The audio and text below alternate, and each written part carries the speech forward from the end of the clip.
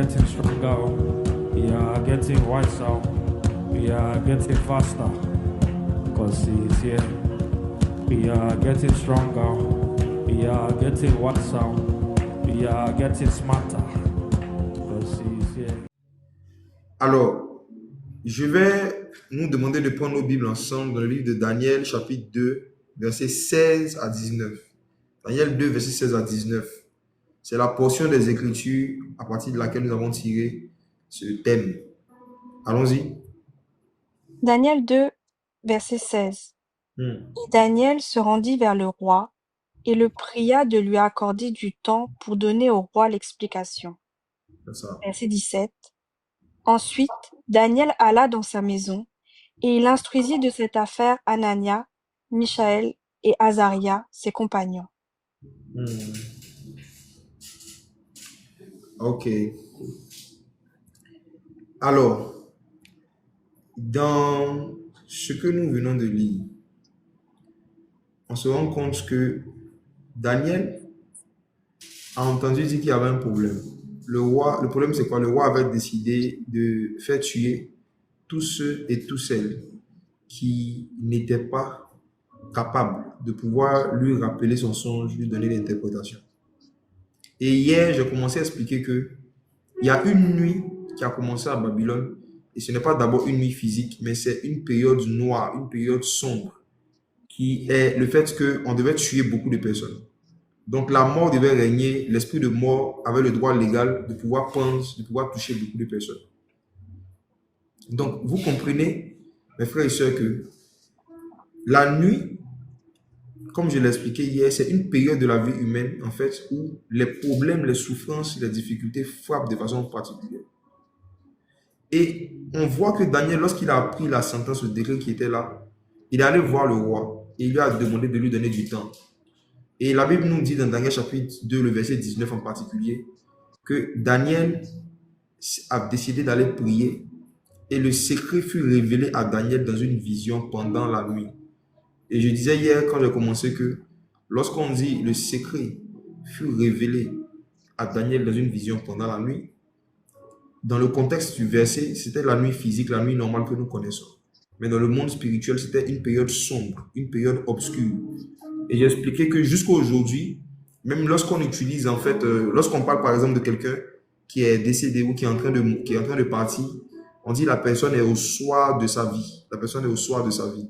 Donc, la nuit symbolise en fait une période sombre, une période où il y a un ensemble de problèmes, il y a un ensemble de souffrances qui se mettent ensemble et qui empêchent la vie humaine de pouvoir se manifester aisément comme elle se manifestait auparavant. Alors, le but de mon introduction n'est pas de revenir sur tout ce que j'ai dit hier, parce que la vidéo est disponible en intégralité. La première partie est disponible en intégralité sur la chaîne YouTube Maison de Sagesse et d'Adoration. Sur la chaîne YouTube Maison de Sagesse et d'Adoration, vous allez pouvoir trouver la première partie en intégralité sur la chaîne YouTube. Donc aujourd'hui, je vais juste continuer. Aujourd'hui. Alors, pour continuer, je vais vous demander de prendre avec moi Ésaïe chapitre 45, verset 7. Hier, on a aussi expliqué la différence entre la nuit et le soir. Vous pouvez retrouver toutes ces choses sur YouTube. Allons dans Ésaïe 45, verset 7. Verset 7. Je forme la lumière et je crée les ténèbres. Je donne la prospérité et je crée l'adversité. Moi, l'Éternel, je fais toutes ces choses. Dieu fait quelque chose. Il dit qu'il crée la lumière, il crée les ténèbres. Il crée la prospérité, il crée l'adversité. Dieu a un caractère, il a un principe, il a un protocole qu'il utilise avec tout le monde.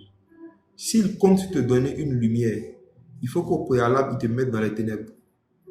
S'il compte te donner un jour, il faut qu'au préalable, il te mette dans une nuit. Le jour des hommes commence par le matin. Le jour de Dieu commence par la nuit. Genèse chapitre 1.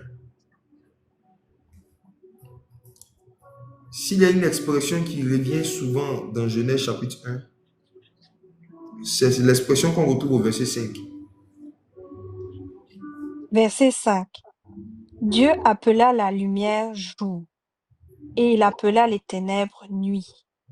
Ainsi il y eut un soir et il y eut un matin. Ce fut le premier jour. Qui a une version où c'est mis ainsi il y eut un matin et il y eut un soir? Personne. Est-ce que vous remarquez que dans Genèse chapitre 1, on nous dit d'abord qu'il y eut un soir et il y eut un matin, ce fut le premier jour. Le premier jour que Dieu a fait n'a pas commencé le matin. Le premier jour que Dieu a fait a commencé un soir. En fait, le soir est le commencement d'un nouveau jour que Dieu veut faire. Quand Dieu veut te faire vivre un nouveau jour, il faut d'abord qu'il t'emmène une nouvelle nuit. Et la nuit représente un ensemble de problèmes. J'en ai parlé beaucoup hier. Et c'est Dieu qui dit lui-même, je crée la prospérité, je crée l'adversité. Ça veut dire que chaque prospérité que Dieu veut donner à quelqu'un doit être déclenchée par une forme d'adversité que Dieu même aussi doit déclencher. Si Dieu te donne une adversité, c'est qu'il compte te donner une prospérité. Il faut que vous raisonniez comme ça dorénavant. S'il y a une adversité qui commence vers moi, contre moi, c'est qu'il y a une prospérité qui a été forgée pour moi. Je crée la prospérité, je crée l'adversité. Dieu ne donne pas de prospérité sans adversité. Non. Et l'adversité est représentée par quoi? La nuit, les ténèbres. Je crée les ténèbres, je crée la lumière. Je crée les ténèbres, je crée la lumière. La preuve, si on revient dans l'histoire de Daniel, c'est parce qu'il y a eu une adversité. Il y a eu des ténèbres, il y a eu un problème. Il fallait arriver à se rappeler du songe d'un roi. C'est à cause de cela que Daniel a accédé à cette dimension de connaître le songe de quelqu'un. Daniel n'allait pas connaître la prospérité prophétique s'il n'y avait pas eu une adversité politique. Je reprends. Daniel n'allait pas pouvoir vivre la prospérité politique s'il n'y avait pas eu une adversité politique. La prospérité prophétique qu'il a vécue, c'était sa capacité d'aller jusqu'à connaître le songe de quelqu'un, donner l'interprétation. Mais qu'est-ce qui a poussé Daniel à aspirer à cette dimension? C'était un décret, une sentence, une menace de destruction. C'est parce qu'il y avait une menace de destruction. C'est parce qu'il y avait une nuit, il y avait une période sombre qui était là, que Daniel est allé chercher Dieu pendant la nuit, pendant la période sombre. Et le secret fut révélé à Daniel pendant la nuit. Ça veut dire que le but de la nuit, c'est de nous pousser à aspirer à des secrets. Le but des périodes sombres, c'est de nous pousser à demander à Dieu de nous enseigner des choses qu'on ne connaît pas. Le but des nuits par lesquelles nous passons, le but que Dieu veut atteindre à travers les nuits par lesquelles nous passons, c'est de nous pousser à pratiquer Jérémie 33, verset 3. Invoque-moi au jour de la détresse. Invoque-moi pendant la nuit et je te répondrai. Je t'annoncerai des grandes choses, des choses cachées, des choses que tu ne connais pas. Donc les grandes choses, les choses cachées et les choses qu'on ne connaît pas sont beaucoup plus accessibles pendant la nuit, c'est-à-dire pendant des périodes sombres, pendant des périodes difficiles. Nous connaissons chacun d'entre nous en tant que des êtres humains. Nous connaissons chacun d'entre nous en tant que des êtres humains. Des périodes où beaucoup de problèmes différents nous tombent là-dessus. Beaucoup de malheurs différents nous arrivent. C'est ce qu'on appelle la nuit. La nuit vient où personne ne peut travailler. J'ai expliqué ça hier. C'est une période de la vie humaine où il y a beaucoup de malheurs, beaucoup de problèmes qui peuvent t'arriver en un coup et qui font que tu n'arrives plus à travailler comme tu travaillais avant. Tu n'arrives plus à faire des choses aisément comme tu le faisais avant. Ça, c'est la nuit. Et en général, ce qui nous arrive pendant la nuit, ce qui nous arrive quand on passe par des périodes sombres, ce qui nous arrive quand on passe par des périodes sombres, en général, c'est de juste crier au secours, chercher des solutions pour chercher le plus rapidement du problème. Et ça, c'est une grande erreur. Pendant la nuit, on ne doit pas chercher à sortir de la nuit. Pendant la nuit, on doit chercher les secrets. On ne doit pas chercher à se sortir des nuits. On doit chercher à faire sortir des secrets des nuits par lesquelles nous passons. Ce qui doit sortir de la nuit, ce n'est pas nous, ce sont des secrets. Oui, ce sont les secrets. Les secrets, c'est quoi? Ce sont des sagesses et des connaissances qui vont nous aider à prospérer et à éviter certaines souffrances demain. Les secrets, ce sont des sagesses et des connaissances qui vont nous aider, à pouvoir accomplir notre destinée. La souffrance est une meilleure mère que le succès. La souffrance est une bonne mère, le succès est un mauvais père. La souffrance est un très bon professeur. Le succès n'est pas un bon professeur. Il n'est pas professeur du tout même.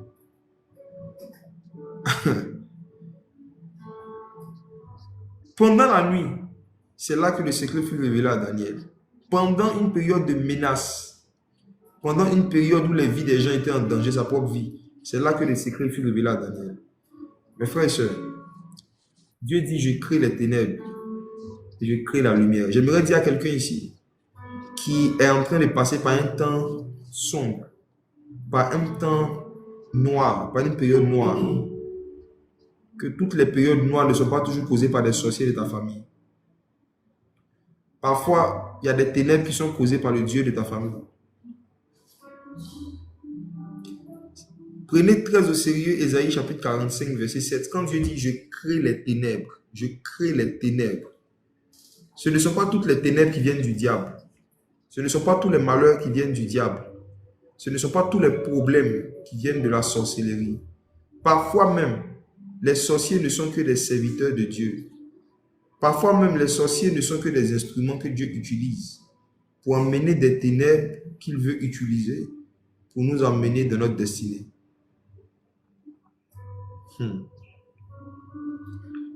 L'homme plein d'escapula de fausses lumières. Pourquoi Dieu crée les ténèbres sur notre chemin avec lui? Pourquoi Dieu crée les ténèbres? Quand il dit je crée les ténèbres, la question c'est pourquoi il crée les ténèbres? Il y a beaucoup de raisons. J'ai cité des raisons hier, vous pouvez réécouter.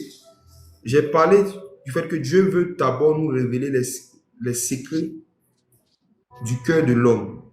Que ce soit notre propre cœur ou le cœur de certaines personnes qui nous entourent.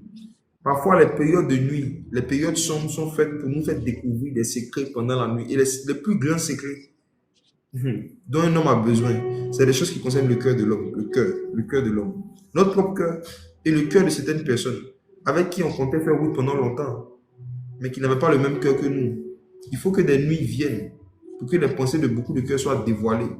Quand Jésus est né, l'une des prophéties qui a été donnée à Marie, c'est qu'à travers elle, les pensées de plusieurs cœurs seront dévoilées. Le dévoilement des pensées des cœurs, le dévoilement des faux frères, des faux amis, le dévoilement des Judas, le dévoilement des ennemis qui se jouent aux amis, ça ne se fait que pendant la nuit. La nuit, toutes les femmes ont des cheveux longs. La journée, toutes les femmes ont des cheveux longs. La journée, toutes les femmes ont des longs cheveux. Mais c'est la nuit, quand elles rentrent à la maison, que la vérité se manifeste puissamment dans les chambres et dans les maisons. En journée, toutes les femmes ont des cheveux longs. Mais la nuit, les crânes se manifestent. C'est la nuit qui révèle vraiment la vraie identité, le vrai visage de Jésus. C'est la nuit.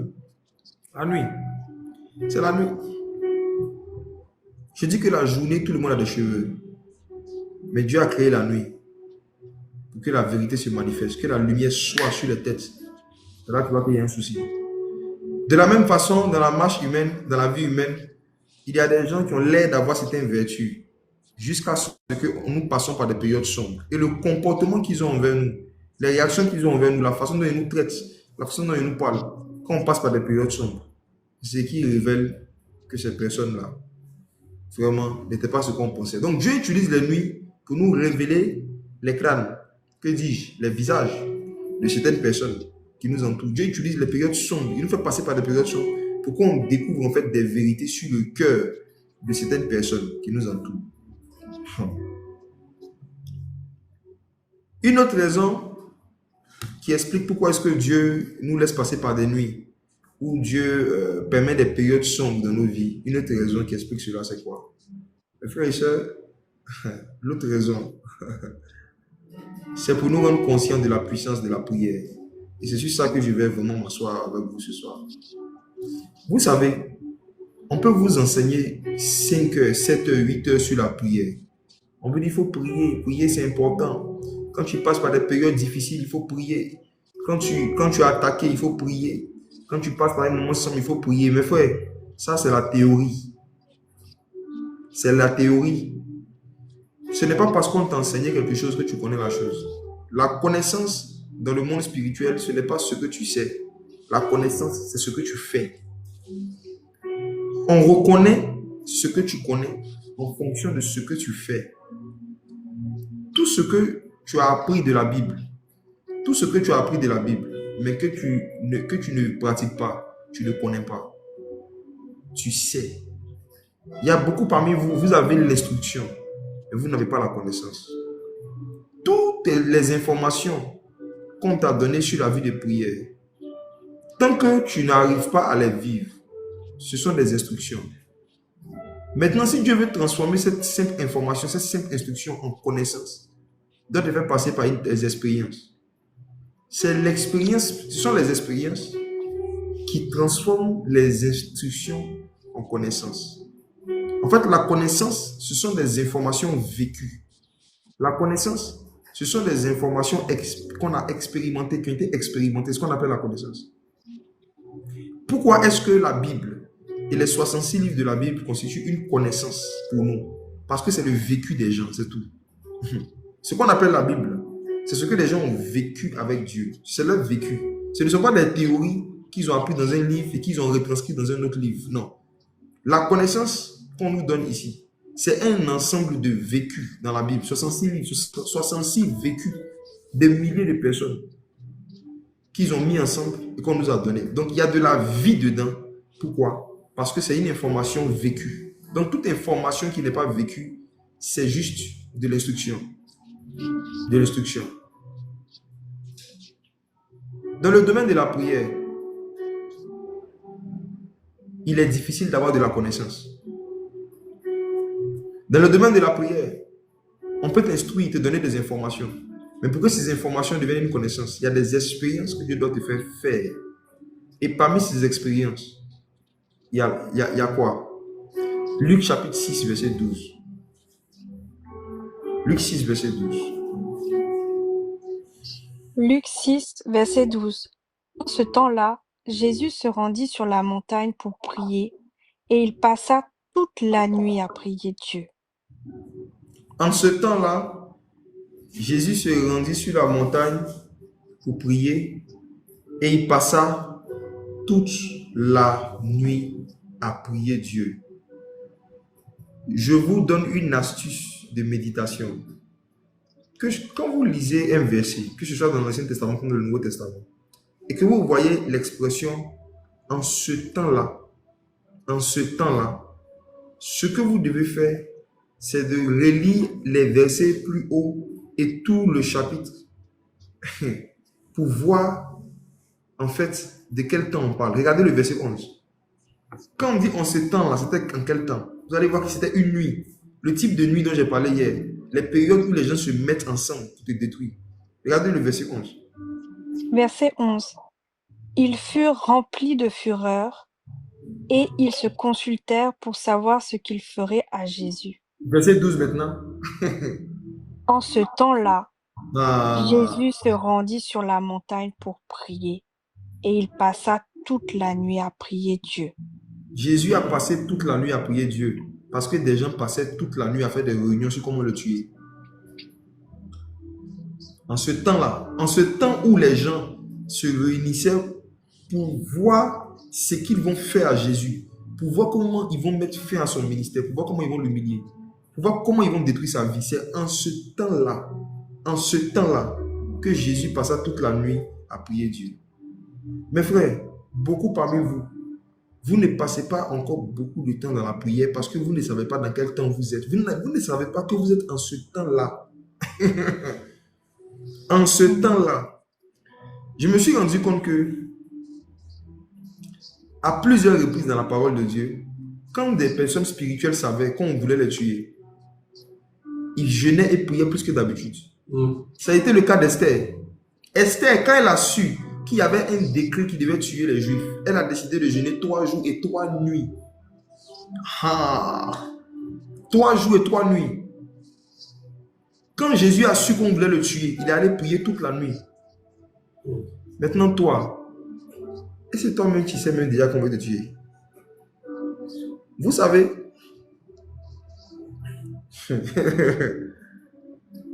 quand on dit Dieu nous garde, quand on dit Dieu nous protège, ou quand on se cause, et puis quand on s'aime, et puis on dit bonne nuit, que Dieu te protège, quand on se dit bonne nuit, que Dieu te protège, je vous dis la vérité, si vous ne vous asseyez pas pour méditer sur comment Dieu protège.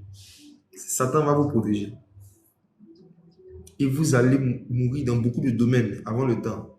Parce que en ce temps-là, vous n'avez pas passé le temps dans la prière. En ce temps où on cherchait à vous détruire, vous n'avez pas pris le temps de prier avec l'intensité et la constance qui va avec le type de haine que les gens sont en train de vous manifester. Dieu protège comment? Dieu te protège. Attendez, on va parler cette phrase-là. Bonne nuit, que Dieu te garde. Moi, je vais vous poser une question. Supposons que tu causes avec moi, ton frère. On parle, et puis à la fin, on parle au téléphone, et puis à la fin, je dis, même pas au téléphone, sur TikTok, tu es là, tu es connecté. On est plus de 2000 personnes connectées actuellement. Supposons que je te dis, cette nuit, que la protection de Dieu soit avec toi. Dieu te garde, Dieu te protège. Celui qui garde Israël, il ne sommeille ni ne dort, soit protégé. Quand je vais finir de te dire ça, qui parmi vous, parce que je lui ai dit ça, ne veut pas boucler sa porte? Qui parmi vous, parce qu'il a reçu une prière de protection, ne va pas boucler sa porte, la porte principale de la maison avant de dormir? Qui? Je vous pose une question. Si après que j'ai fait une prière de protection pour vous, vous ne partez pas boucler votre porte et que vous dormez sans boucler la porte, si un voleur, des voleurs ou des braqueurs passent par là et ils essaient juste les portes la nuit, ils vont rentrer chez vous ou pas? Ils vont rentrer chez vous, n'est-ce pas? Donc, quand je te dis que Dieu te garde, ça veut dire qu'il faut fermer ta porte. Dieu va te protéger comment? Des vols la nuit. Il va te protéger en te donnant l'idée de toi-même poser l'action de bien boucler ta porte. Dieu te protège en te rappelant de vérifier que toutes les portes sont bien fermées. Dieu te protège en te rappelant de vérifier que vous avez bien fermé les fenêtres. C'est comme ça que Dieu nous garde. La protection de Dieu, c'est une idée que Dieu t'inspire pour poser une action qui va te sauver de la mort. C'est ça la protection. Quand on dit que Dieu te garde, ça veut dire que Dieu t'inspire. Que Dieu t'inspire les précautions que tu dois prendre et les actions que tu dois poser pour ne pas que la mort te touche. C'est ce que ça veut dire. Que Dieu te garde, que Dieu te protège, ça veut dire que Dieu t'inspire les actions que toi-même tu dois poser pour éviter la mort prématurée, pour éviter les malheurs. Et quand Dieu veut te garder de certaines haines et de la sorcellerie, il te dit de passer la nuit à prier. L'idée et l'envie que tu as de beaucoup prier, c'est Dieu qui est en train de te garder comme ça.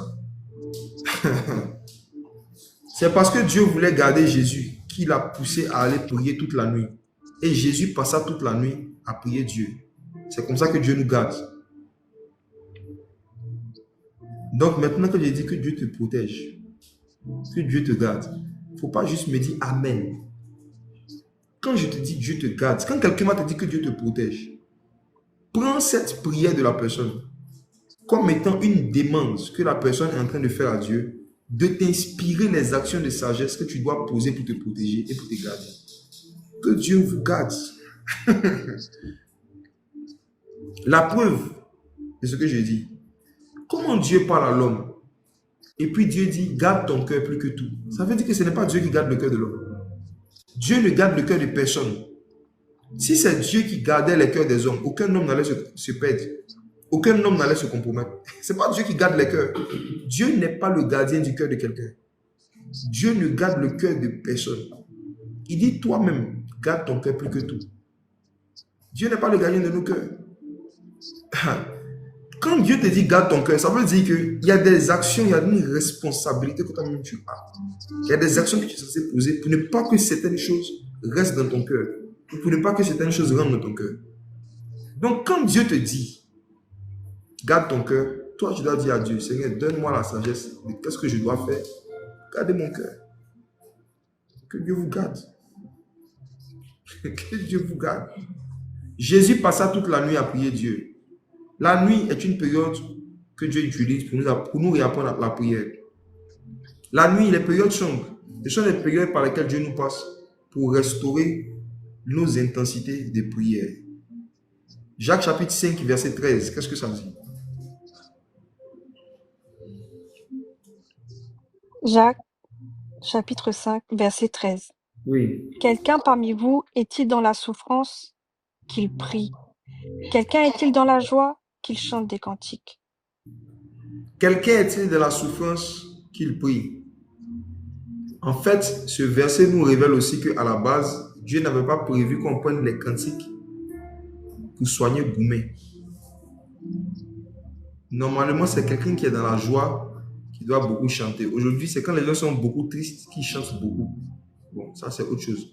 Je reviens dans le message. Donc, dans Jacques 5, verset 13, le Seigneur dit, quelqu'un souffre qu'il prie.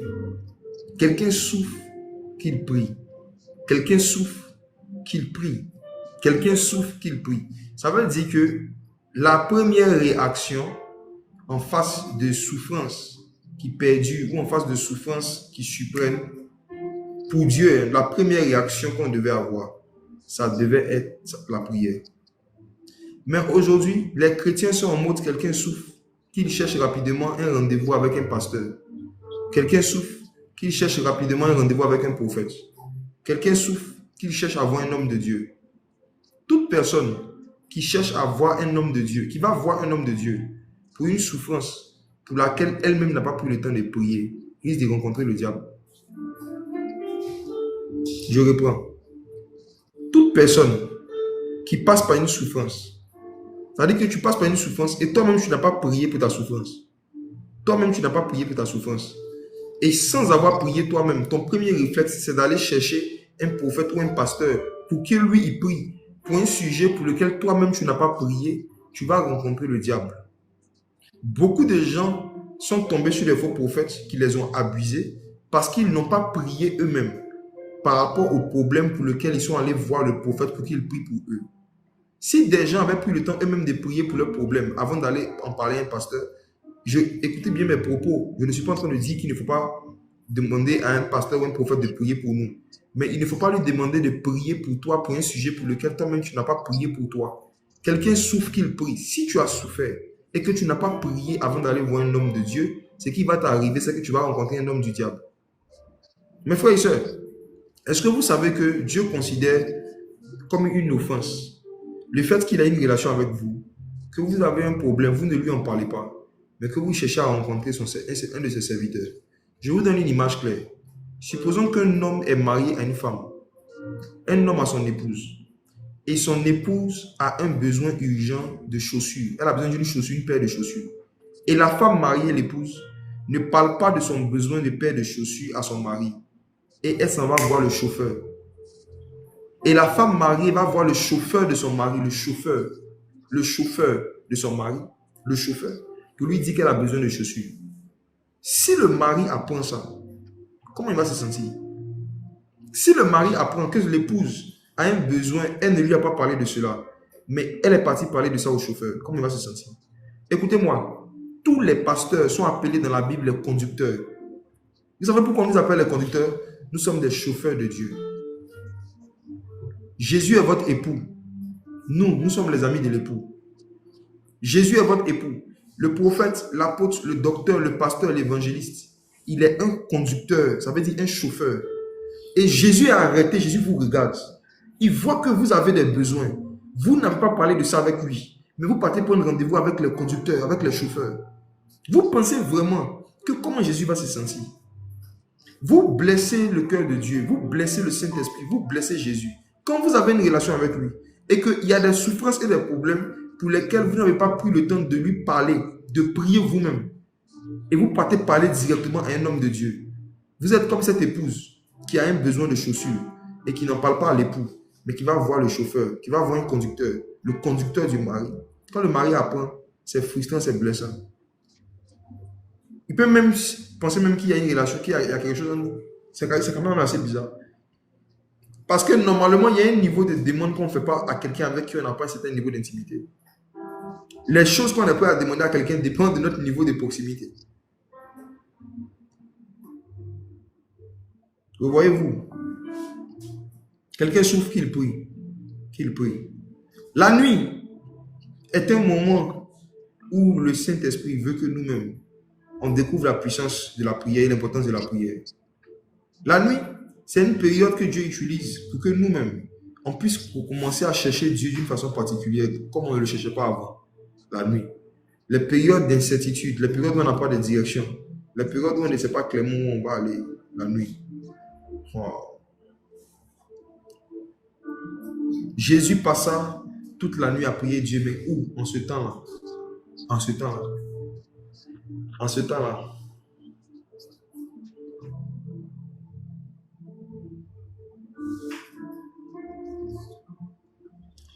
Je vais dire quelque chose encore sur la nuit.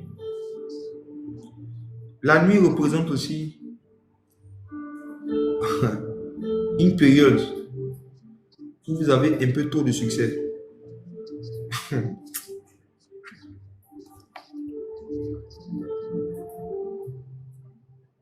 La nuit, il représente aussi une période où tu as un peu trop de succès. Dans les nuits, les petites lumières ont beaucoup plus d'éclat. Dans la nuit, une petite torche a beaucoup plus d'éclat. Dans la nuit, une petite lumière se voit beaucoup plus. Les périodes où vous commencez à avoir beaucoup de visibilité sont aussi des périodes sombres, surtout dans le ministère. C'est parce que parfois vous êtes beaucoup plus visible, parce qu'il y a beaucoup de personnes qui deviennent sombres autour de vous. Si vous mettez une torche à côté du soleil, on ne voit pas la torche. Mais quand vous prenez une torche et que vous mettez la torche dans un endroit qui a beaucoup de ténèbres, on va bien voir la torche. Beaucoup parmi vous, vous avez commencé à avoir plus de visibilité parce que dans le monde spirituel, vous êtes rentré dans une période de ténèbres. Permettez-moi de vous montrer un passage. Vous allez comprendre que ce ne sont pas tous les succès, ce ne sont pas toutes les notoriétés qui sont des signes que vous êtes dans votre saison avec Dieu. Parfois, vous avez beaucoup de notoriété parce que vous êtes dans votre saison avec Satan. Même dans les choses de Dieu. Je vais montrer un passage. On va prendre le livre de Luc toujours. Luc chapitre 5. Jésus a fait un miracle. Jésus a opéré un miracle. Il a manifesté la puissance des miracles. Jésus a manifesté le don d'opérer des miracles à un certain niveau. Et regardez le verset 15, ce qui est écrit. Luc 5, verset 15. Verset 15. Sa renommée se répandait de plus en plus, et les gens venaient en foule pour l'entendre et pour être guéris de leur maladie. Qu'est-ce qu'il faisait lui au verset 16? Et lui, il se retirait dans les déserts et priait. Et lui, il se retirait dans les déserts et il priait. Mes frères et sœurs, Jésus a été puissamment utilisé par le Père. Sa renommée s'est répandue. Les gens venaient de plus en plus en foule. On dit pendant que les gens venaient, qu'est-ce que lui faisait? Il partait en retraite. Et lui, il s'y retirait. Écoutez-moi. Si Jésus s'est retiré, si Jésus s'est éloigné d'une certaine forme de succès qui était en train de commencer, c'est que ça ne venait pas du Père. Jésus, le Fils, était tellement soumis au Père qu'il n'allait jamais refuser ou s'éloigner de quelque chose qui était causé par le Père, qui venait du Père. Vous allez retrouver dans un autre passage des évangiles que la Bible dit que ces mêmes Juifs arrivaient à un moment, à cause des miracles qu'ils faisaient, l'ont pris et ils voulaient le faire roi. Et ils voulaient le faire roi. Et quand ils ont voulu faire ça, qu'est-ce que Jésus a fait? Jésus a fui. On voulait le faire roi et il a fui. Parce que la royauté dans laquelle on voulait le mettre ne venait pas du Père. C'était une forme de promotion. C'était une forme de succès. C'était une forme d'élévation. Mais ça ne venait pas du Père. Ça ne venait pas du Père. Mes frères et sœurs, dans l'œuvre de Dieu, il faut que vous vous exercez à ne pas accepter vite dans votre cœur ou à ne pas acclamer vite toute forme de succès que vous commencez à vivre quand vous faites quelque chose pour Dieu. Il y a des renommées qui viennent de l'ennemi. Ça ne vient pas du Père. Je vous donne mon propre exemple. Regardez quelque chose. Quand j'ai décidé de me retirer l'année passée de mes pages Facebook personnelles, j'ai dit je fais mes pages Facebook personnelles. Beaucoup de gens ne m'ont jamais compris jusqu'à aujourd'hui. Beaucoup de gens ne m'ont jamais compris jusqu'à aujourd'hui parce que je n'ai pas donné même toutes les raisons. J'ai juste dit que le Seigneur m'a convaincu l'année dernière que mes pages Facebook personnelles, Jacques Amessan officiel, mes pages Facebook personnelles, je devais fermer ça. Je devais laisser les pages de l'église et les autres pages publier mes vidéos, il n'y a pas de problème. Mais moi-même, je devais me retirer un peu de Facebook par rapport à mes pages personnelles. Je connais toutes les raisons profondes pour lesquelles Dieu voulait que je fasse ça, mais je ne peux pas tout exposer. Mais ce qui s'est passé, aujourd'hui, avec le recul, je peux vous dire certaines choses. Vous savez, il y a une idolâtrie que certains followers avaient commencé à développer autour de la façon dont je faisais les choses sur cette page à l'époque. Beaucoup ne lisaient plus leur Bible. Je postais une vidéo chaque jour. Moi, je postais chaque jour. Chaque jour, je postais une vidéo. Chaque jour. Beaucoup ne lisaient plus leur Bible. Quand ils se réveillaient le matin, leur pain quotidien, c'était de venir sur ma page pour voir quel message j'ai posté aujourd'hui, quel enseignement j'ai posté. Et chaque jour, c'était devenu leur Bible. En fait, beaucoup avaient remplacé leur Bible par ma page de l'époque. Et ça me donnait une certaine renommée. Je postais chaque jour. Chaque jour, il y avait un mouvement sur ma page. Il n'y a pas un jour, tu allais venir sur ma page et puis il n'y a pas une vidéo, service prophétique, ou bien enseignement, ou bien une exhortation. Chaque jour, je postais chaque jour. Et arrivé un moment, comme Jésus, j'ai vu que non, là, je devais me retirer. Avant que je me retire, c'est là que le Seigneur m'avait parlé de ce que je suis en train de faire sur TikTok avec vous aujourd'hui. Le Seigneur m'a dit, va sur TikTok. Là, c'était en fin d'année passée. Ceux qui sont proches de moi savent, je leur avais parlé. Je leur ai dit, Dieu m'a dit que ma prochaine moisson, c'est sur TikTok. En 2025, le Seigneur m'a dit 2025, d'aller sur TikTok. Il m'a dit qu'il m'a donné une foule sur TikTok d'aller. À l'époque, j'avais peut-être juste 20 000 abonnés comme ça seulement. Le Seigneur m'a dit, va sur TikTok. Moi, j'évitais TikTok au max. J'évitais TikTok. Mais le Saint-Esprit m'a dit, dans une retraite, quand je me suis retiré, que je jeûnais, je priais, le Seigneur m'a dit, 2025, évangélise sur TikTok. Et effectivement, aujourd'hui, nous avons baptisé plus de 300 et quelques personnes. 2025, il y a plus de 300 personnes, surtout des jeunes, qui ont donné leur vie à Jésus. À travers mes directs sur TikTok ici qu'on a baptisé, au niveau d'Abidjan, ça je parle d'Abidjan seulement, ça n'a rien à voir avec les autres pays. Abidjan seulement, on a baptisé plus de 300 personnes et je vous dis que 95% sont venus par TikTok. Certains sont connectés ici. 95%, c'est sur TikTok que je les ai évangélisés. Or, sur Facebook, ce que je faisais, c'était plus de l'évangélisation. C'était de l'entertainment. Je ne sais pas comment on dit ça en français. Entertainment. Bon, je ne sais pas vraiment que je faisais de l'amusement, mais j'étais juste en train d'entretenir les mêmes chrétiens. Ouais. Oh, il y avait beaucoup de jeunes païens, beaucoup de jeunes inconvertis qui m'attendaient ici sur TikTok, où je devais venir faire un travail beaucoup plus sérieux. Donc, il fallait que je passe par une forme de nuit. Il fallait que je passe par une forme de période sombre. Et cette année 2025, par la grâce de Dieu, toutes les veillées qu'on a commencé à organiser, il y a eu beaucoup plus de personnes, des milliers de personnes, par rapport au nombre qu'on réunissait les années précédentes. Quand on avait fait notre veillée au palais de la culture, Salle à Numombo, bon, on était peut-être 4000, 4500, 5000 à l'époque. Des gens avaient eu à acclamer, ça c'est pas mauvais, mais mes frères, 5000 personnes, 4000 personnes en une nuit, ce n'est rien par rapport au nombre de jeunes qui n'ont pas encore connu Jésus ou qui n'ont pas encore connu Jésus, qui ne sont pas encore convertis. Les personnes par la grâce du Seigneur qu'on a touchées en 2025 à travers des veillées et certains programmes, ça dépasse ce nombre-là de Salle à Numombo de très loin. Aujourd'hui, même si la Salle à Numombo nous dit de venir faire une veillée là-bas, nous-mêmes on ne va pas accepter parce que c'est petit. C'est petit. Donc, ce que je vous dis, mes frères et sœurs, ce que je veux comprendre, c'est que même quand vous commencez à avoir une forme de renommée, une forme de succès, il y a des succès qui viennent de la nuit. C'est la nuit. C'est sombre.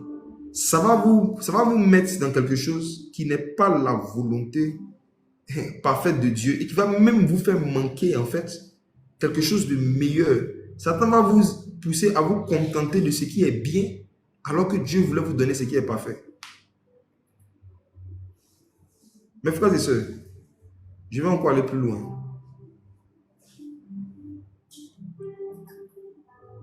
Des gens m'ont surnommé satellite du ciel. Moi, ça ne me fait pas rire.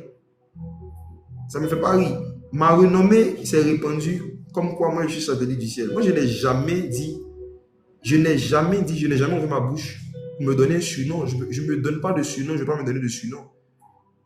Et moi j'étais en train de prophétiser un jour et j'étais plongé dans une vision. Et c'est par rapport à quelque chose que j'ai dit, satellite du ciel. Et je sais pourquoi je le dis. Moi j'appelle comme ça le Saint-Esprit. Moi c'est le Saint-Esprit que j'appelle comme ça. C'est le Saint-Esprit. Et puis son système de renseignement que j'appelle comme ça. Les gens se lèvent, ils me surnomment comme ça. Et moi, je me retirais. Chaque fois que je suis dans un endroit où les gens... Satellite du ciel, je fais comme Jésus, hein, je me retire. J'ai peur des surnoms. Surtout quand c'est des surnoms que moi je donne à Dieu, vous prenez, vous me donnez. Vous voyez les problèmes que vous voulez me créer, le Saint-Esprit. Je n'aime pas, vous qui m'appelez satellite du ciel, ça ne me fait pas plaisir, ça ne me fait même pas rire. Ce n'est pas un surnom que je me suis donné. C'est comme ça que moi j'appelle le Saint-Esprit. Et donc si vous prenez quelque chose que moi j'ai attribué au Saint-Esprit pour m'attribuer, vous voyez encore, vous me mettez dans la nuit et dans les ennuis. C'est une nuit que vous êtes en train de créer. C'est pour ça que je dis que ce ne sont pas toutes les renommées et toutes les popularités qui viennent de Dieu. Il faut que vous discernez. Il faut que vous discernez. Je suis monté dans l'avion il n'y a pas longtemps, quelques semaines. Je monte dans l'avion récemment. Je revenais d'un pays et puis j'entends dans l'avion, je prends Dieu à témoin, amusement à passer, pas histoire drôle. Dans l'avion, j'entends satellite du ciel. Dans l'avion. Les passagers se sont retournés pour me regarder et moi et la personne qui avait crié. Parce que c'est quand je suis monté, j'étais le dernier passager que la personne a crié satellite du ciel. J'ai dit, c'est pas mon nom. Il m'appelle Jacques Amessan. C'est pas mon nom. Même le nom spirituel que Dieu m'a donné, je n'affiche pas ça. Voilà, prenez Jacques là pour avancer. Donc, satellite, c'est pas mon nom. Hein. Donc, je n'ai même pas répondu à ça. Je me suis assis, j'ai fait comme si je n'avais rien entendu. La personne a répété encore, satellite du ciel. Je sais que c'est serein. Et puis, la personne finalement s'est levée, la personne est venue vers moi. Et puis, je lui ai dit, vous savez, c'est comme si tu me vois et tu m'appelles Jésus. C'est comme ça que moi, je prends ça, quoi. C'est comme si tu me vois et puis tu dis, waouh, voici Jésus. Je ne suis pas Jésus. Je ne suis pas Jésus. Je ne l'ai jamais été et je ne pourrai jamais l'être. Je ne suis pas le satellite du ciel. Je ne l'ai jamais été. Je ne le serai jamais. Il y a un père qui m'a appelé il y a quelques mois. Il dit, toi, pourquoi je te fais appeler satellite du ciel? J'ai dit, mais je ne me fais pas appeler comme ça. C'est les gens qui m'ont surnommé comme ça. Et j'ai déjà dit à plusieurs fois, même pendant des lives, d'arrêter de m'appeler comme ça en public. Mais les gars continuent. Qu'est-ce qu'il peut faire? Je fais comme Jésus. Et moi, je me retirais. Quand tu fais ça, je me retire. Je te dis rien, mais je prends mes distances. Je me retirais. Je me retire. Mais frère, faites attention. Dans le ministère, il y a des nuits qui viennent en forme de lumière.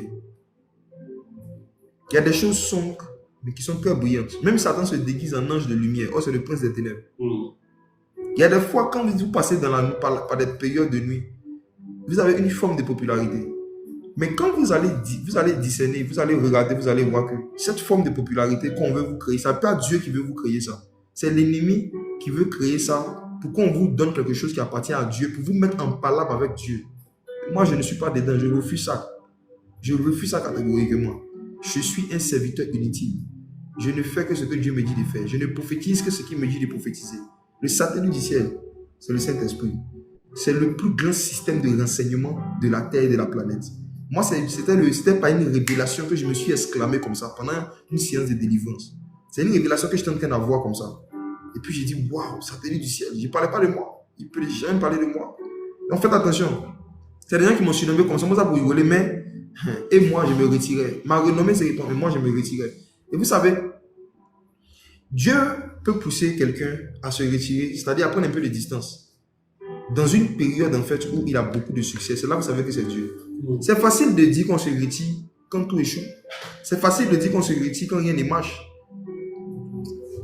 La partie où c'est difficile d'obéir à Dieu, c'est quand il y a une forme de popularité qui commence, de succès dans un domaine. Et puis Dieu te dit, là, tu te retires. Mais quand Dieu aussi te dit de te retirer, ce n'est pas pour aller t'enterrer. Voilà, faites attention aussi. Parfois aussi, l'ennemi Satan, comme il voit que tu déranges, il peut te mettre dans ton esprit, il faut te retirer, il faut prendre des distances, il faut arrêter de faire. J'ai été plusieurs fois attaqué, je dirais comme ça, par des formes de conseils. Satan a inspiré des aînés dans la foi.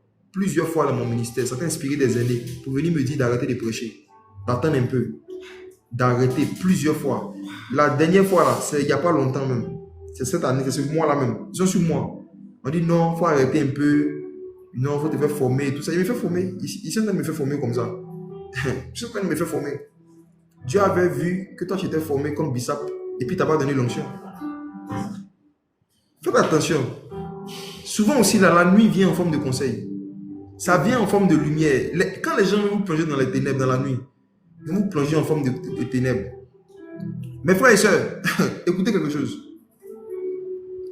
Même quand la terre était informe et vide, l'Esprit de Dieu se mouvait au-dessus. Le mouvement de l'Esprit de Dieu n'est pas conditionné par le fait qu'on atteigne une forme parfaite ou une plénitude parfaite. C'est Dieu qui forme. C'est Dieu qui transforme. Il y a un minimum de connaissances qu'on doit avoir, oui, avant de commencer à servir Christ. Mais il n'y a personne parmi nous qui connaît tout. Il n'y a personne qui ne se trompe jamais. Donc, si les erreurs que quelqu'un fait même sont suffisantes, pourquoi on dit que cette personne-là n'aurait pas dû faire ce qu'il est en train de faire? On est en train de dire que Dieu s'est trompé de choix. Parce que Dieu oint les gens et choisit les gens en connaissance de leurs qualités et de leurs défauts. Quand Dieu révèle les erreurs de quelqu'un, c'est pour qu'il se perfectionne, ce n'est pas pour qu'il en enterre. C'est pour le perfectionner. Mais Satan va utiliser les erreurs des gens, même parfois même des choses qui ne sont même pas des erreurs. Quand c'est un autre débat.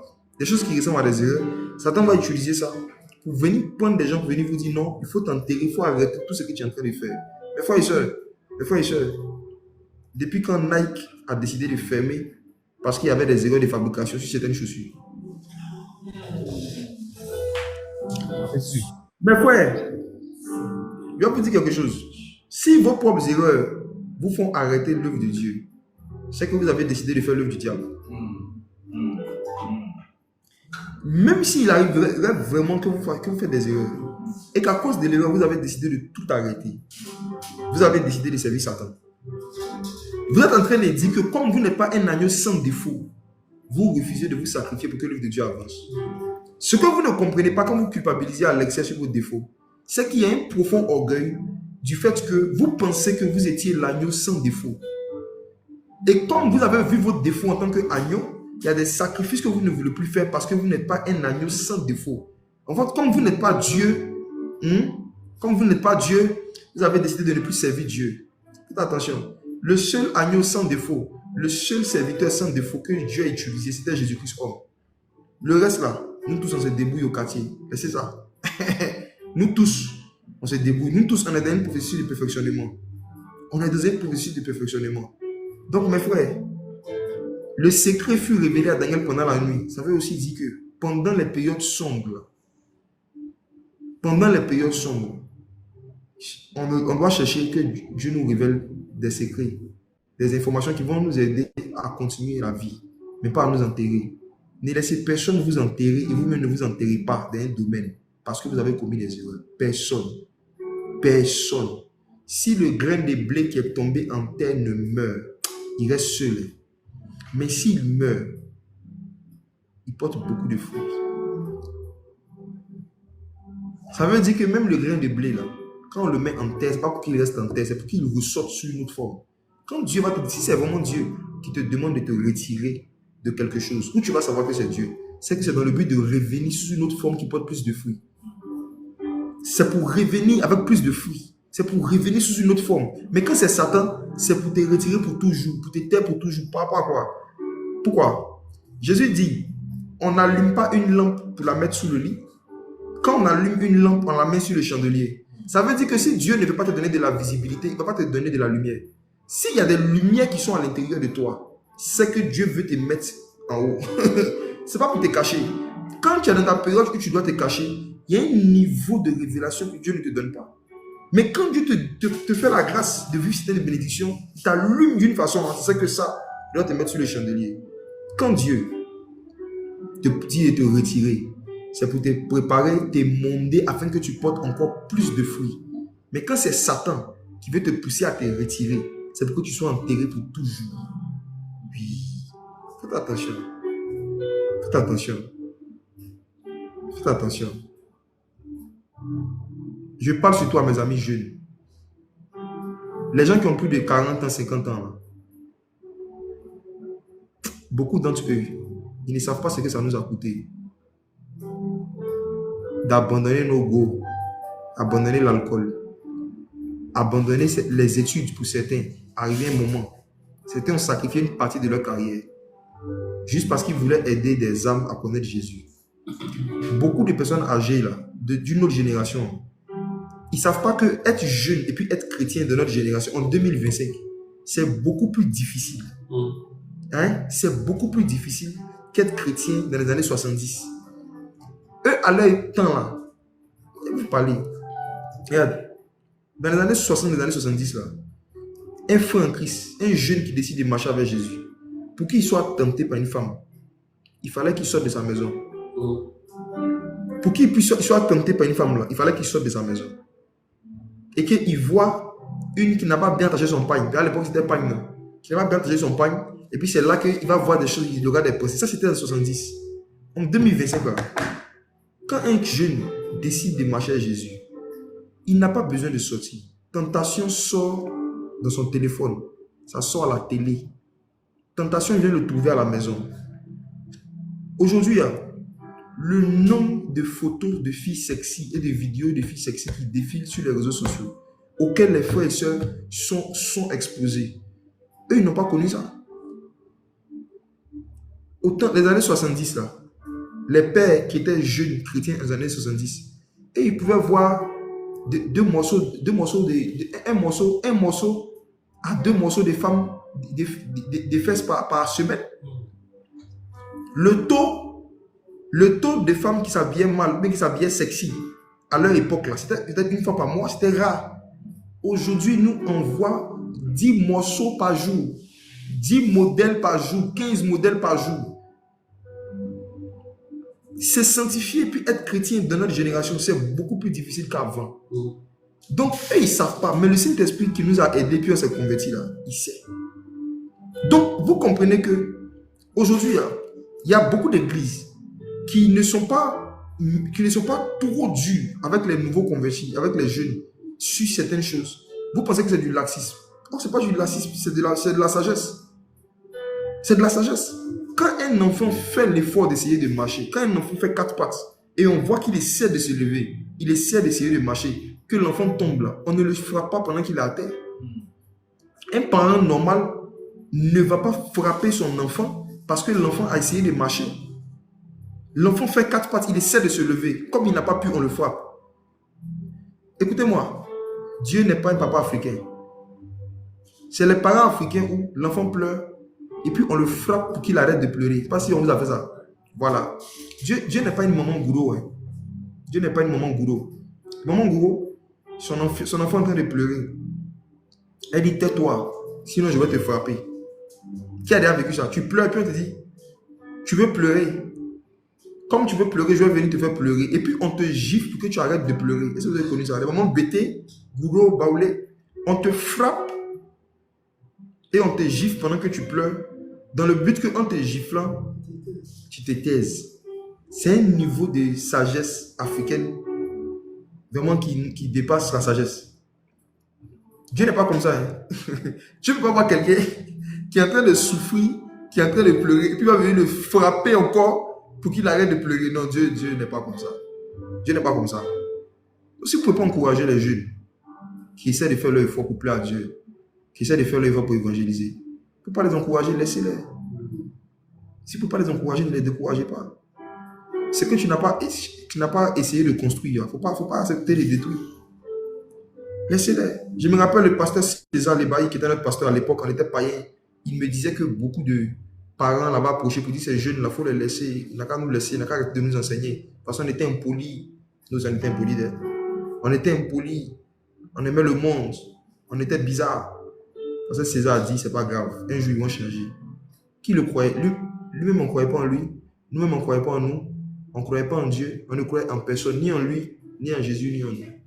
Mais il a persévéré, il nous a supportés. On s'est convertis morceau par morceau. On s'est convertis au fur et à mesure. Moi, j'étais le premier. Après, j'ai tiré mes autres camarades. On s'est convertis un peu. Aujourd'hui, on est là. Dieu nous a aidés. Donc, moi, aujourd'hui, je vois beaucoup de jeunes qui ont des pasteurs et des conducteurs qui sont trop sévères, trop durs avec eux. sur leurs défauts, sur leurs erreurs.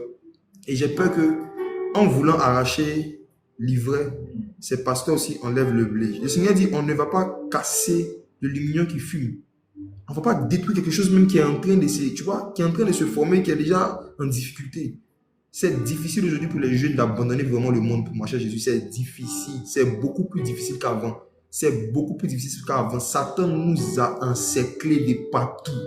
Satan a mis autour des jeunes qui veulent marcher avec Dieu toutes sortes de choses pour qu'ils reviennent dans le monde.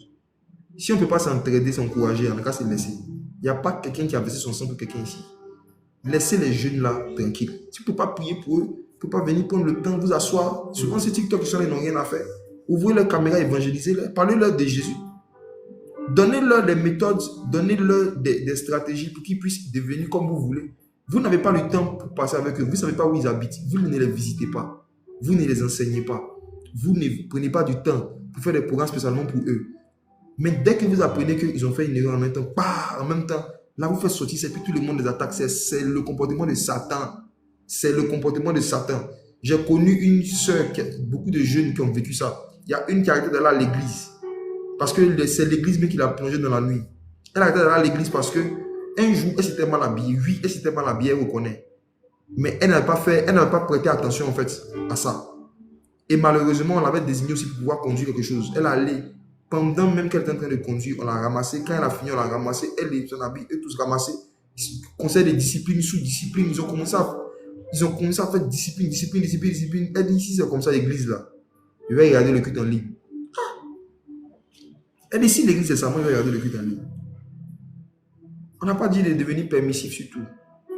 Mais ne soyons pas plus durs que Dieu. Le Seigneur dit dans Galates 6, vous qui êtes spirituels, quand vous surprenez un homme en quelque faute, redressez-le avec un esprit de douceur. Redressez-le avec un esprit de douceur. Redressez-le avec un esprit de douceur. On redresse, on parle, mais doucement. On redresse avec un esprit de douceur. Redressez-le avec un esprit de douceur. Tout ça, c'est la nuit, mes frères. J'aimerais encourager tous les jeunes qui passent pendant la nuit actuellement, qui passent une période de nuit. Qui passent par une période de nuit. On t'a plongé dans la nuit avec des attaques bizarres. C'est Jésus qui a versé son sang pour toi. Jésus est mort sur la croix pour toi. Ce n'est pas un pasteur, ce n'est pas un homme. Aucun homme de Dieu, aucune femme de Dieu, aucun frère en Christ, aucune soeur en Christ ne peut connaître le prix que Jésus a payé pour que toi, aujourd'hui même, tu viennes à l'église. C'est parce qu'ils t'ont vu à l'église, mais ils n'étaient pas là. Comment tu as fait? Comment tu es arrivé même à l'église là? C'est Jésus qui sait. C'est Jésus, hein? C'est Jésus qui sait. Jésus sait les stratégies qu'il a mis en place pour que toi-même tu acceptes de venir à un culte un jour. Jésus sait. Jésus sait comment est-ce qu'il a mis pression à certains pasteurs pour qu'ils viennent organiser live TikTok. Parce qu'on n'arrivait pas à te parler à l'église, on ne peut pas te parler à l'école. Jésus dit, bon, lui là, comme il aime TikTok, allez là-bas.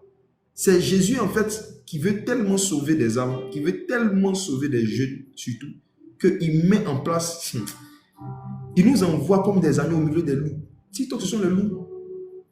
Les loups et les louves. La première fois que je suis venu sur TikTok, première vidéo, je vois une fille à moitié nue en train de danser. Je scroll. Deuxième vidéo, une fille quasiment nue. Troisième vidéo, j'ai désinstallé TikTok. J'ai jeté mon téléphone. Après, je me suis calmé. J'ai pris mon téléphone, j'ai coupé. Il dit, c'est quoi ce réseau là? C'était l'année passée. Il dit, TikTok là. TikTok. Ils sont TikTok. C'est TikTok. Comment on peut se mettre à moitié nu, on danse comme ça? Tout le monde danse ici. Je comprenais rien. Il dit, c'est quelle application? Tout le monde danse. C'est quelle application tu viens? Les gens dansent seulement. Ça danse. J'ai dit, je ne viens pas ici. Et c'est comme ça que j'ai coupé. Mais fin 2024, le Seigneur m'a dit, tu dois faire un travail d'évangélisation sur TikTok. Déconnecte-toi un peu de Facebook. Va sur TikTok. Va évangéliser. Donc c'est à cause de vous. Est-ce que vous savez les incommodités dans lesquelles Dieu a mis certaines personnes pour que d'autres entendent l'évangile? Si on ne peut pas s'entraider, s'aider à devenir meilleur, laissons-nous. Les jeunes là, moi cette année, l'année qui vient encore, je serai leur défenseur. La Bible dit, Père, n'irritez pas vos enfants de peur qu'ils se découragent. C'est écrit dans la parole. Ils sont toujours en train de dire, honore ton père et ta mère, honore ton père et ta mère, honore ton père et ta mère. Je prêche beaucoup sur l'honneur. Je suis profondément attaché à l'honneur. Je dirais même que j'ai une addiction à l'honneur. Et c'est pourquoi, mais Vous savez, c'est parce que je sais ce que je vais commencer à dire sur le verset qui dit Père, n'héritez pas vos enfants, que je suis beaucoup en train de parler de enfants, honorez vos parents. Cette année-là, j'ai beaucoup prêché sur l'honneur. Il fait exprès. Mes amis jeunes, ne vous inquiétez pas, j'ai un plan pour vous. Parce que souvent, quand je prêche, quand j'insiste sur ce que nous, on doit faire par rapport aux parents, beaucoup de jeunes disent, mais il faut parler aussi aux parents, eux aussi, ils exagèrent. Ne vous inquiétez pas. Quand je vais commencer à leur parler, vous serez en jaillit. Ne vous inquiétez pas. C'est parce que je sais que j'ai des choses à dire aux pères qui ne doivent pas hériter leurs enfants que je suis vraiment en train d'abord de dire, enfant, honore ton père, ta mère. Honore seulement, honorons seulement. Maintenant, le verset qui suit là, eux, ils ne prêchent jamais dessus, non. Père, n'irritez pas vos enfants, de peur qu'ils se découragent. C'est les pères qui découragent beaucoup des enfants dans la foi. Je vous dis la vérité. C'est pourquoi Jésus lui m'a pris son temps. Jésus s'est arrêté. Jésus a pris un enfant. Il dit, regarde, si quelqu'un scandalise, si quelqu'un décourage un de ses plus petits qui croit en moi, c'était mieux pour lui qu'il ne soit pas né.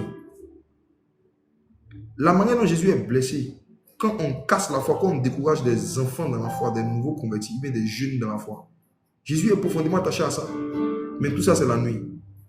Et je veux dire aux jeunes qui ont l'impression que eux, ils doivent seulement honorer les parents. Mais les parents ne se soucient pas de ne pas les blesser, de ne pas les décourager. C'est une période de nuit par laquelle Dieu vous fait passer. Et Dieu veut vous révéler un secret pendant cette nuit. C'est une période sombre dans laquelle Dieu vous a mis. Vous tous qui vivez des rapports comme ça avec les parents biologiques, peut-être même avec des parents spirituels, c'est un test. Dieu est en train de vous tester. Hein. Oui, Dieu est en train de vous tester. Dieu est fortement en train de vous tester. Dieu est fortement en train de vous tester. Il y a un secret que Dieu veut vous révéler pendant la nuit. Il y a un secret que Dieu veut vous révéler pendant que vos parents sont en train de vous irriter, sont en train de vous décourager, sont en train de faire des choses qui créent en vous un découragement de continuer à marcher avec Christ. Dieu est en train de tester en vous un caractère. Et Dieu veut vous révéler un secret. Lequel? Quel est le secret que Dieu révèle pendant la nuit où les pères sont en train d'irriter les enfants? Quel est le secret que Dieu révèle aux enfants? Jésus priait un jour et puis il dit, Père, je te dis merci de ce que tu as caché ces choses aux sages et aux intelligents et tu les as révélées aux enfants. Quel est le secret? Allons dans Daniel chapitre 2, verset 19. Je vais terminer avec ça.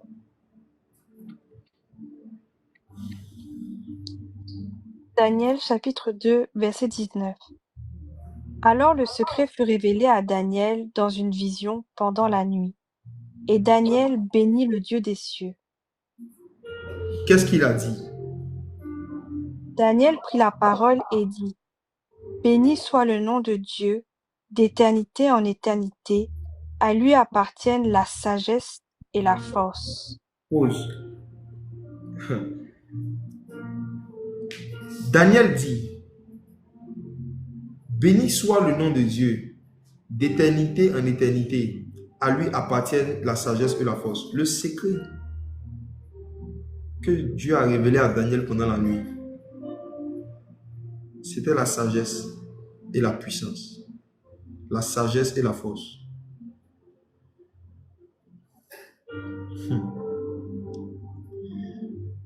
Au-delà d'un songe dont il fallait se rappeler, il y avait un niveau de sagesse et de puissance qu'il fallait acquérir en ne voyant pas comme quelqu'un de mauvais le père de la nation par rapport à ce qu'il demande.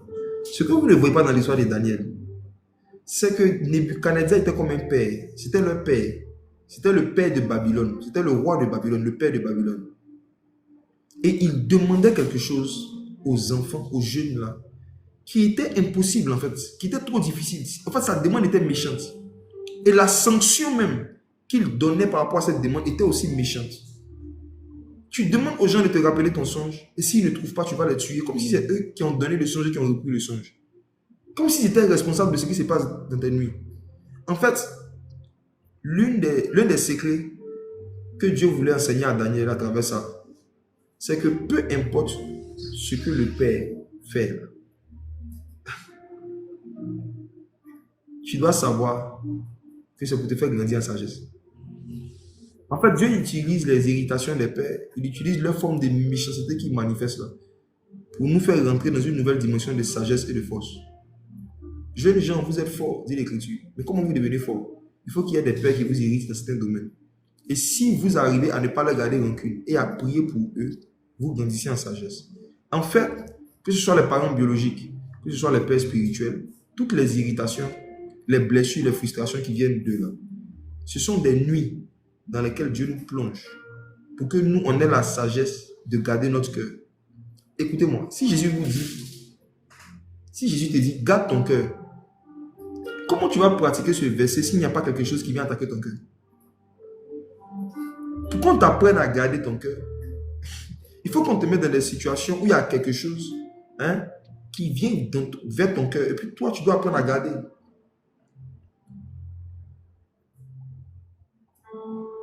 Si beaucoup d'entre vous étiez Daniel, vous savez pourquoi vous allez prier pendant la nuit. Le sujet de prière pour lequel vous allez prier pendant la nuit, c'est de dire, Seigneur, il faut tuer ce roi méchant. J'invoque le feu sur lui. Comment on peut être mauvais comme ça? Seigneur, regarde ce roi. Il n'était rien. Tu lui as donné la gloire. Aujourd'hui, il veut me tuer. Seigneur, ô Père. Puis tu vas commencer à chanter Yahweh Sabaoth. Yahweh Sabaoth. J'allais dire, Seigneur, lève-toi. Combat pour nous.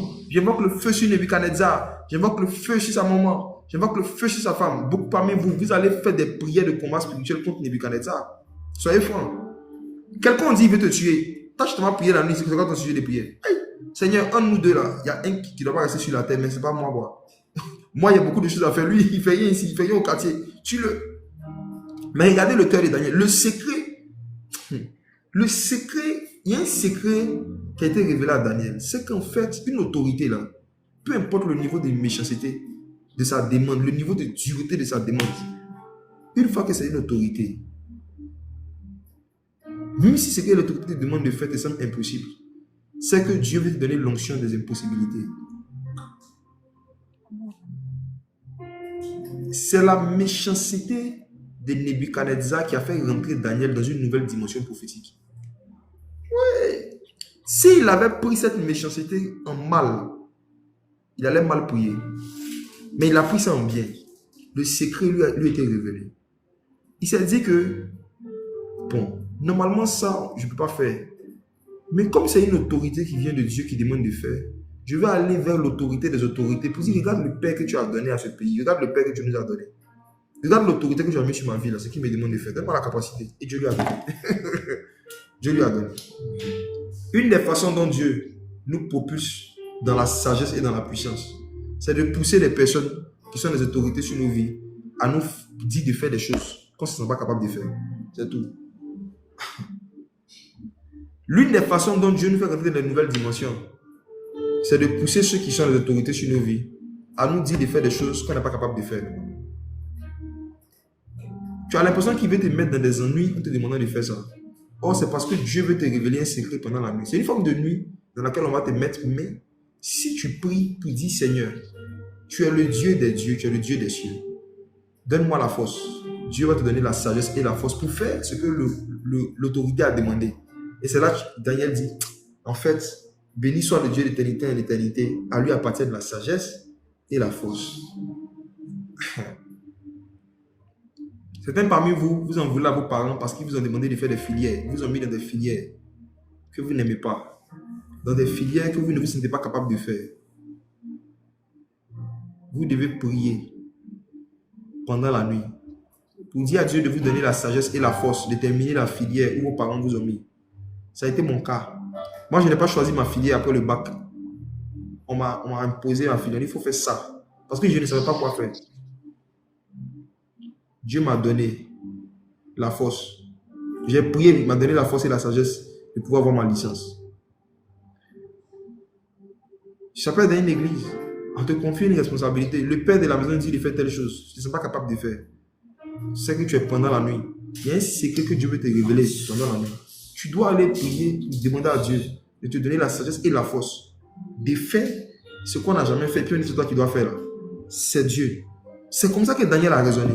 Personne n'a jamais raconté le songe de quelqu'un. Mais on me demande de faire. Je vais prier. La puissance de la prière. En fait,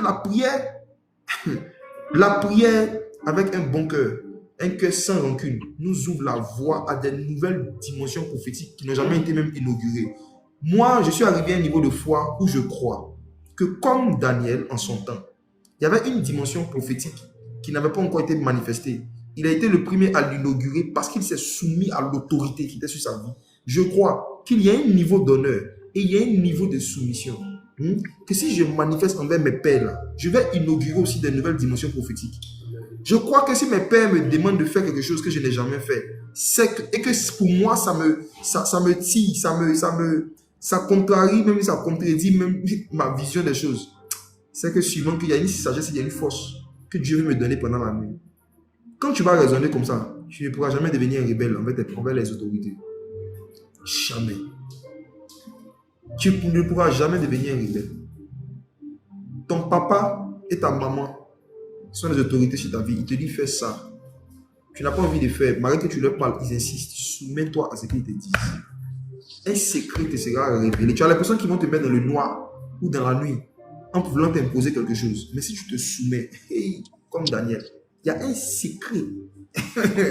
Il y a un secret, il y a une sagesse, il y a une puissance que Dieu pourra te donner pendant cette période sombre de ta vie. Et tu vas sortir de là, tu vas commencer à briller comme un flambeau. La première fois, il y a 2 ans, je suis venu dans le bureau de mon père spirituel, le pasteur Yannick Diati, avec Daniel Banham. On lui a fait une visite surprise. J'avais invité Banham pour un camp, une retraite privée, et je lui ai dit, allons saluer le pasteur Yannick Diati, il t'aime beaucoup, donc ça va lui faire plaisir de te voir. On est arrivé dans son bureau, et mon père spirituel me dit, toi et Banham, vous devez organiser un programme au Palais de la Culture. À l'époque, il y a 2 ans, il dit, moi, je vais organiser un programme au Palais de la Culture. Il m'a dit ça en 2023. Dans mon cœur, j'ai dit, ça fout là. J'ai dit, Palais de la Culture, quel côté? Au portail là? Sur le portail? Il dit, non, ça là, Numambo. Je vous dis la vérité. J'ai compris la réaction. J'ai compris la réaction de Sarah quand on lui a dit qu'elle va avoir un enfant l'année prochaine. Et puis, elle a commencé à rire dans son cœur. Parce que dans mon cœur, il me dit, le vieux là, hey, veut nous créer problème. Ça là, Numambo. Moi-même. Moi, je venais d'arriver sur Internet. Ma page était une nouvelle comme ça sur Facebook en 2023. Ça là, Numambo. Mais vous savez, au fur et à mesure que les mois passaient, j'avais l'impression qu'il voulait me plonger dans la nuit, dans les ennuis. Les programmes où on fait plus de la manger de la salle est vide. Et puis, genre, on filme. Ça ressemble à attaquer sans œuf là. Il dit non, je ne suis pas dans ça. Hein. Ça là, Numambo. Je ne suis pas dans ça. Je suis là et puis. Attends. Arrivé un moment, quand j'ai commencé à méditer sur Daniel, je me suis rendu compte que c'est parce que l'autorité qui était sur la vie de Daniel lui a demandé de faire quelque chose qu'on n'avait jamais fait. Et que Daniel n'a pas murmuré, c'est pas irrité. Et qu'il a fait, c'est là que Dieu a inauguré une nouvelle dimension prophétique. Et j'ai commencé à ouvrir mon cœur à ça jusqu'à ce qu'on le fasse. Et aujourd'hui, par la grâce de Dieu, le temps est passé. On est sur 2 challenges. Mais frère, parfois là, les choses que vos parents ou vos autorités spirituelles, l'autorité même à l'école, les autorités vous ont demandé de faire. Et puis vous avez murmuré, vous êtes irrité là.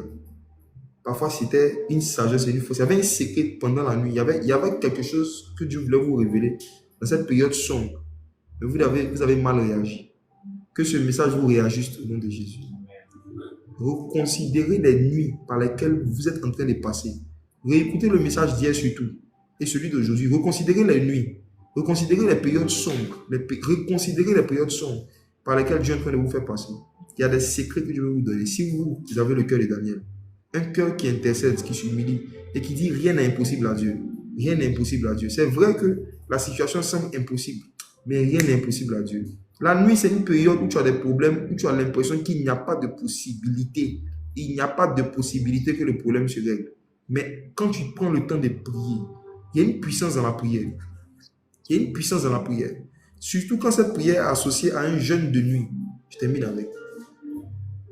Quand la prière, en période nocturne, en période quand on passe des périodes sombres, quand on additionne nos prières à des jeûnes de nuit,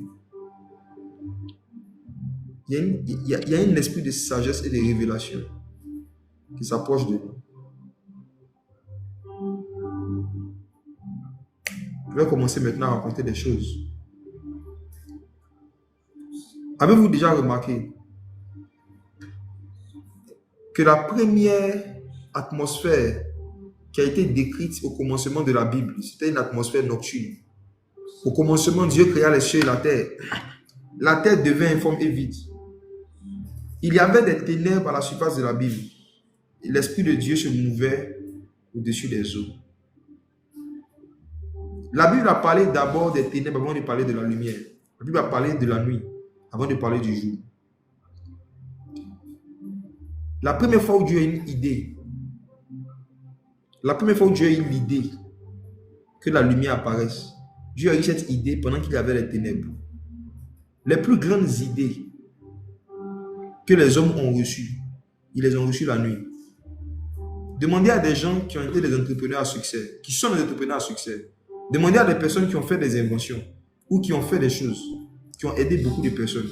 Vous allez voir que la nuit, en général, est la période où ils reçoivent les grandes inspirations.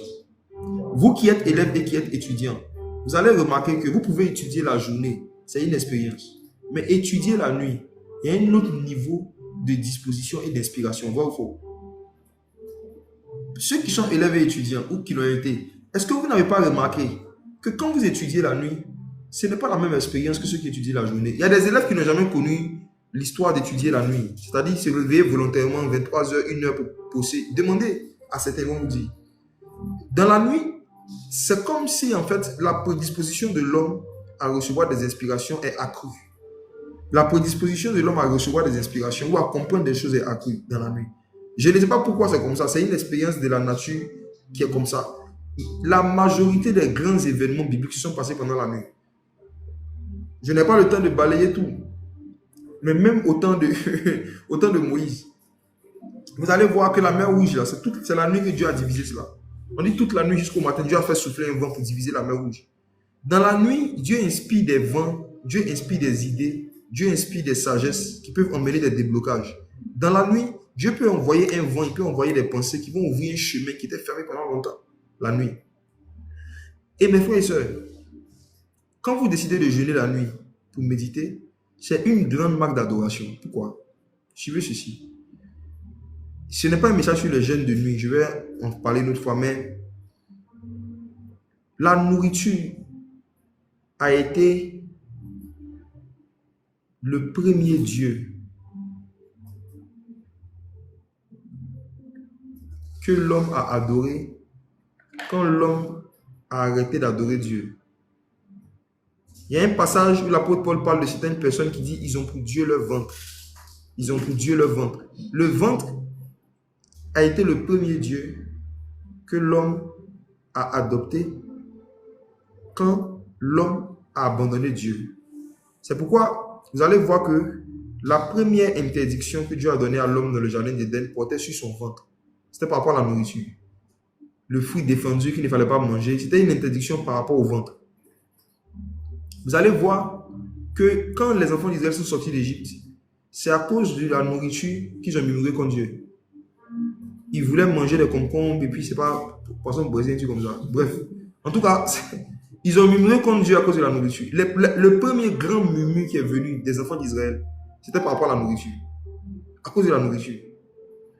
Vous allez vous rendre compte, mes frères et sœurs, que quand Jésus a jeûné, il y a beaucoup d'exemples, mais je vais directement sur Jésus. Quand Jésus a jeûné, quand il a fini de jeûner 40 jours, 40 nuits, on dit après avoir jeûné 40 jours et 40 nuits, il eut faim. Donc Jésus n'a pas eu faim la journée. Sa faim a commencé une nuit. Lisez bien Matthieu 4. On dit après avoir jeûné 40 jours et 40 nuits, il eut faim. Donc la faim de Jésus a commencé après 40 nuits de jeûne. 40 nuits. La nuit, la faim est beaucoup plus accrue que la journée. C'est pourquoi se priver de nourriture la nuit pour Dieu est une plus grande marque d'adoration.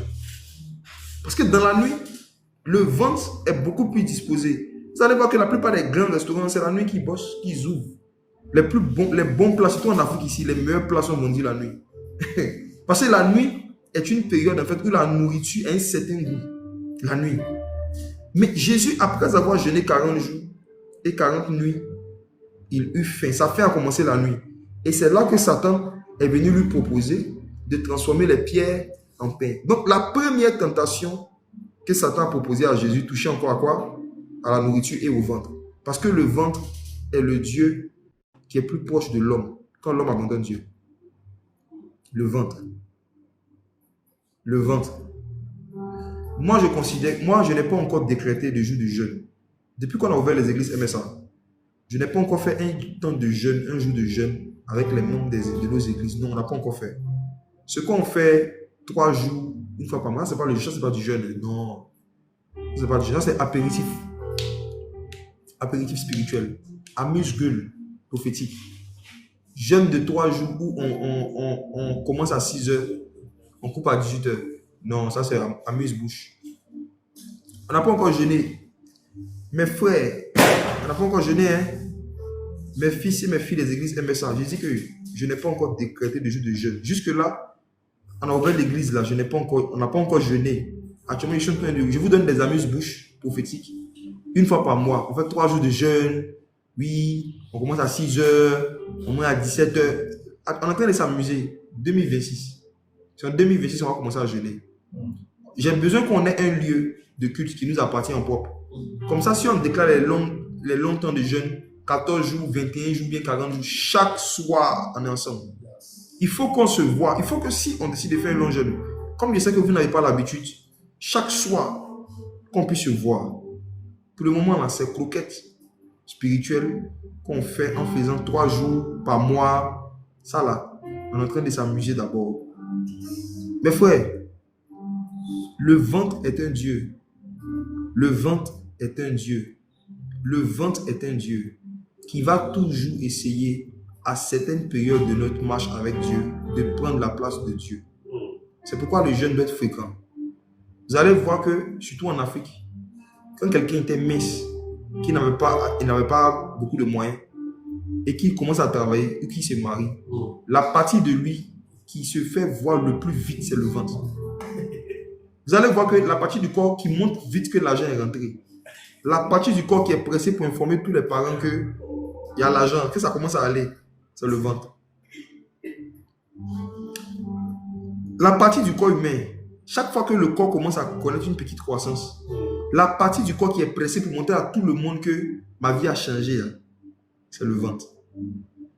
Parce que le ventre est une divinité qui combat la relation avec Dieu. C'est pourquoi Jésus a dit, ma chair est vraiment une nourriture, mon sang est vraiment un breuvage. L'homme ne vivra pas de pain seulement, mais de toute parole qui sort de la bouche de Dieu. C'est pourquoi de temps en temps, surtout quand tu passes par une période sombre, quand tu passes par une période ténébreuse, il faut faire des jeûnes de nuit. Il faut faire des jeûnes de nuit. Des gens ont jeûné 3 jours et 3 nuits. Mais nous, en général, on reste toujours dans le jour seulement. Souvent, il faut faire la nuit aussi. Le jeûne de nuit, c'est important.